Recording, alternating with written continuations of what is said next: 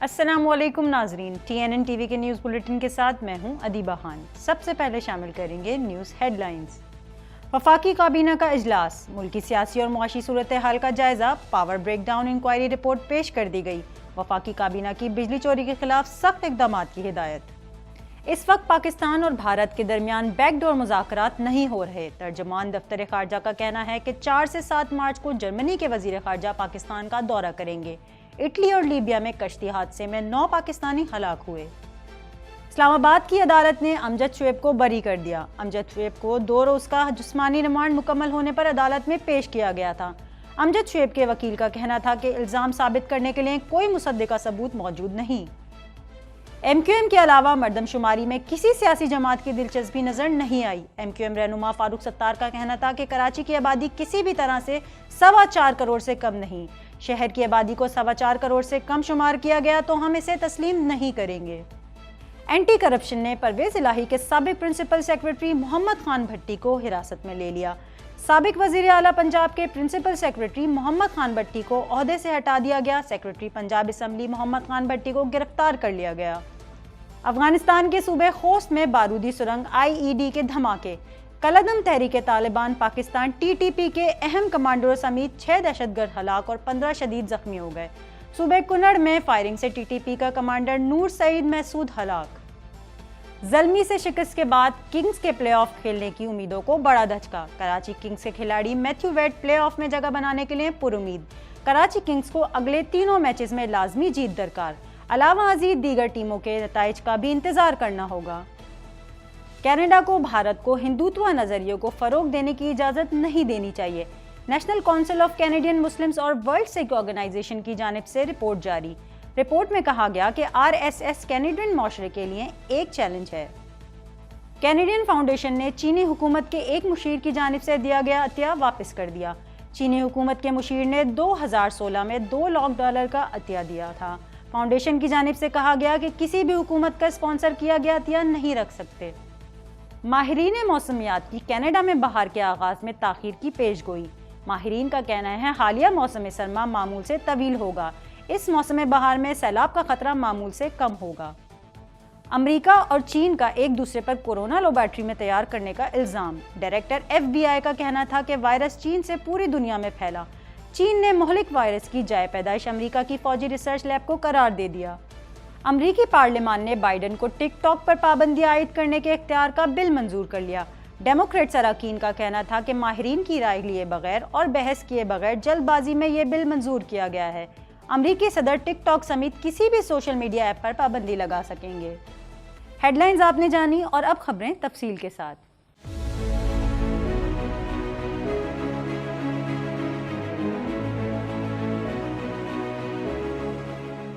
2.25 کروڑ کی آبادی پر مشتمل کراچی میٹروپولیٹن سٹی میں صحت کے حوالے سے ہسپتال تو بہت، لیکن فزیو تھراپی سینٹر نایاب ہیں۔ الحمدللہ ہم نے اس کمی کو پورا کرتے ہوئے گلستان جوہر میں زبیداس فزیو تھراپی سینٹر کا آغاز کر دیا ہے۔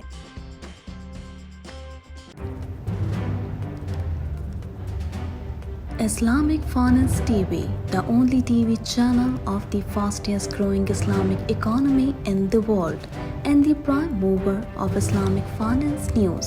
Follow us on our social media handles and watch our reports and educational program at www.islamicfinancetv.com. For advertisement, please contact us at islamicfinancetv@gmail.com.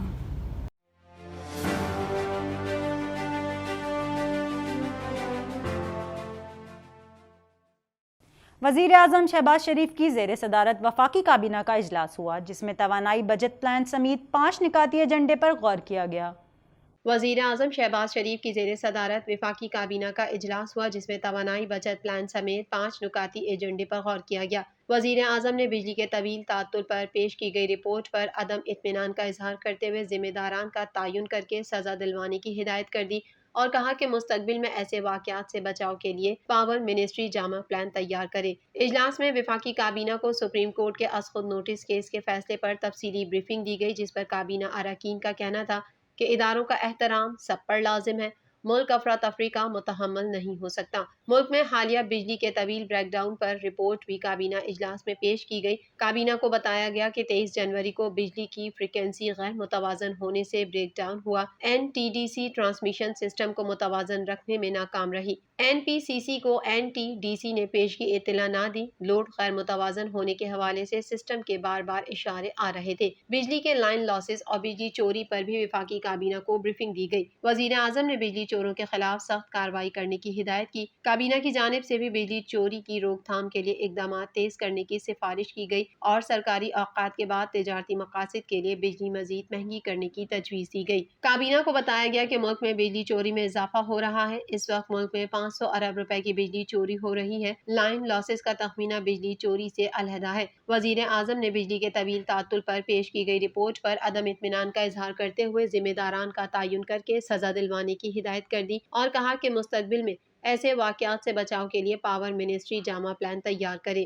ترجمان دفتر خارجہ کا کہنا تھا کہ پاکستان اور بھارت کے درمیان بیک ڈور مذاکرات نہیں ہو رہے۔ 4 سے 7 مارچ کو جرمنی کے وزیر خارجہ پاکستان کا دورہ کریں گے۔ مزید تفصیلات اس رپورٹ میں۔ ترجمان دفتر خارجہ ممتاز زہرا بلوچ کا کہنا ہے کہ اس وقت پاکستان اور بھارت کے درمیان بیک ڈور مذاکرات نہیں ہو رہے ہیں۔ اسلام آباد میں ہفتہ وار بریفنگ کے دوران ترجمان دفتر خارجہ نے بتایا کہ اٹلی اور لیبیا کے ساحلوں پر 2 حادثات ہوئے اور ان واقعات میں 9 پاکستانی جاں بحق ہو گئے۔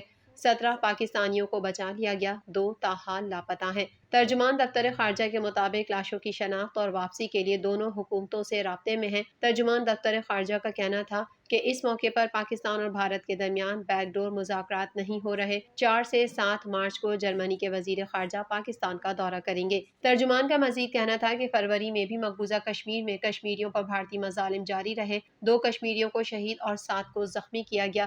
اپنے حقوق کے لیے آواز اٹھانے والوں پر گولیاں چلائی گئیں۔ 400 سے زائد کشمیری رہنما، صحافی اور دانشور بھارتی جیلوں میں قید ہیں۔ ترجمان دفتر خارجہ نے بتایا کہ 8 مارچ کو وزیر خارجہ بلاول بھٹو زرداری اسلام اور خواتین کے بارے میں کانفرنس میں شرکت کے لیے نیو یارک جائیں گے۔ پاکستان کی طرف سے منعقد کی گئی یہ کانفرنس اقوام متحدہ میں منعقد ہوگی۔ پاکستان بطور chair of ministers OIC conference کی میزبانی کرے گا۔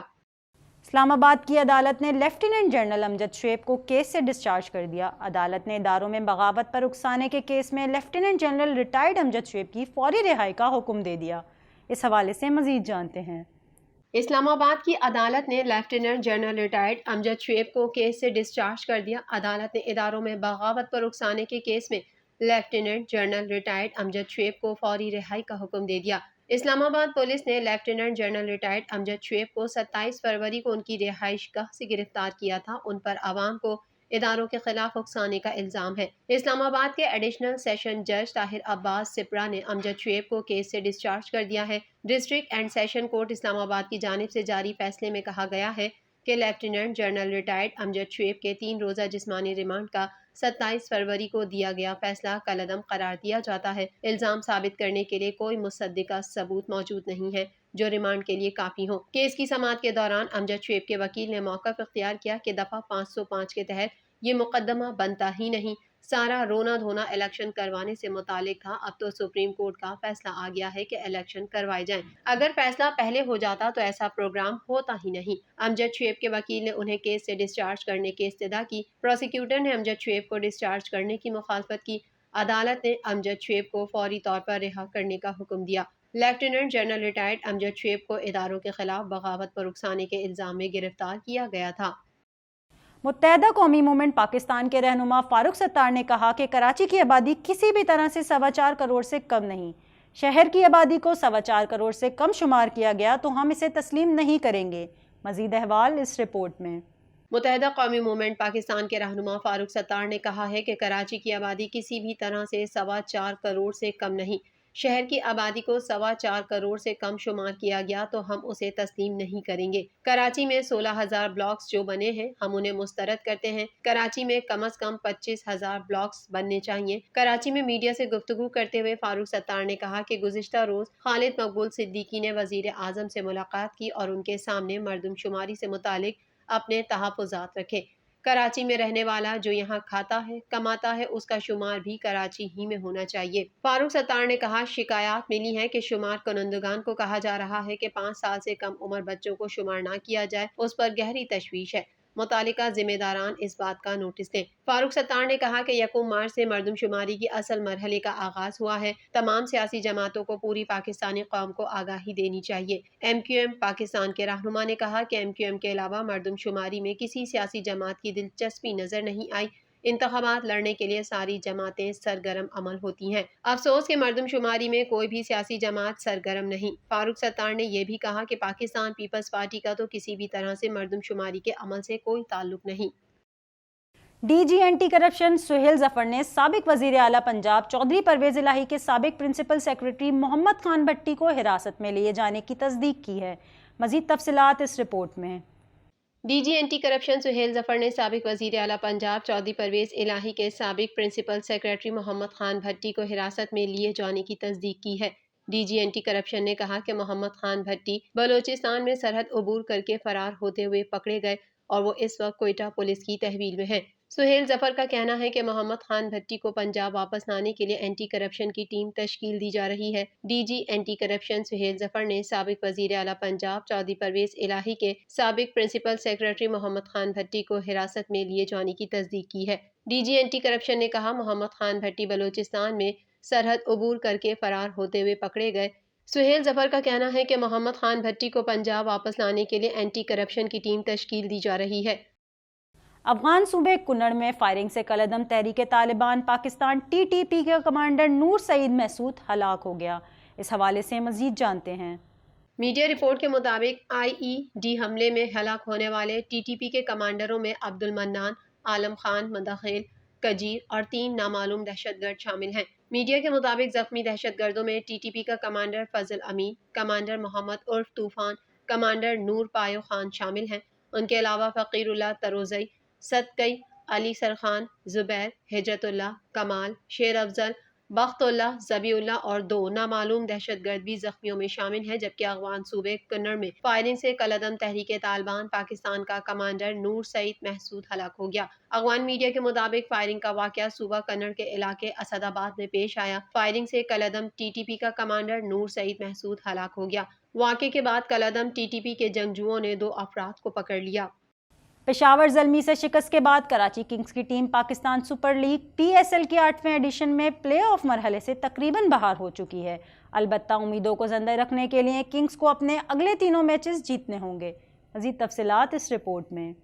پشاور زلمی سے شکست کے بعد کراچی کنگز کی ٹیم پاکستان سپر لیگ کے 8ویں ایڈیشن میں پلے آف مرحلے سے تقریباً باہر ہو چکی ہے۔ البتہ امیدوں کو زندہ رکھنے کے لیے کنگز کو اپنے اگلے 3 میچز جیتنا ہوں گے۔ پاکستان سپر لیگ کی ٹیم کراچی کنگز کے wicket keeper batter Matthew Wade نے اگلے 3 میچز کو اہم قرار دیتے ہوئے پلے آف میں جگہ بنانے کی اپنی ٹیم کی صلاحیت پر اعتماد کا اظہار کیا ہے۔ گزشتہ روز راولپنڈی میں کھیلے گئے میچ میں پشاور زلمی نے کراچی کنگز کو 24 رن سے شکست دی تھی۔ اس میچ میں محمد عامر نے جارحانہ بالنگ کا مظاہرہ کیا، لیکن دیگر بالرز کوئی خاطر خواہ کارکردگی دکھانے میں ناکام رہے، جس کے باعث زلمی نے مقررہ 20 اوورز میں 197 رنز بنائے۔ ہدف کے تعاقب میں کراچی کنگز کی ٹیم وقفے سے وکٹیں گنواتی رہی اور 20 اوورز میں 173 رنز بنا سکی۔ کپتان عماد وسیم 57 جبکہ میتھیو ویڈ 53 رنز بنا کر نمایاں رہے۔ پشاور زلمی کے خلاف میچ میں شکست کے بعد پریس کانفرنس کرتے ہوئے wicket keeper batter Matthew Wade کا کہنا تھا کہ کراچی کنگز کا نیٹ رن ریٹ اس ٹورنامنٹ میں بقا کی امیدیں دے رہا ہے۔ اگر ہم نے اگلے 3 میچز جیت لیے تو پلے آف کے لیے کوالیفائی کر سکتے ہیں۔ انہوں نے مزید کہا کہ 1-2 روز میں پھر سے موقع ملنا ہے اور اس بار کوئی غلطی کی گنجائش نہیں۔ کراچی کنگز کی پوری کوشش ہوگی کہ باقی تمام میچز جیت کر ٹورنامنٹ کے اگلے راؤنڈ میں جگہ بنائی جا سکے۔ کراچی کنگز کی ٹیم نے ٹورنامنٹ میں 7 میچز کھیل رکھے ہیں، جس میں محض 2 فتوحات حاصل کر سکی ہیں، جبکہ 5 میچوں میں شکست کا منہ دیکھنا پڑا۔ پوائنٹس ٹیبل پر کنگز کی ٹیم 5ویں نمبر پر آ گئی۔ واضح رہے کہ کنگز کو پلے آف مرحلے تک رسائی کے لیے اپنے اگلے 3 میچز جیتنے کے علاوہ دیگر ٹیموں کے نتائج کا بھی انتظار کرنا ہوگا۔ مزید خبریں بھی بلیٹن کا حصہ ہوں گی، مگر اس بریک کے بعد۔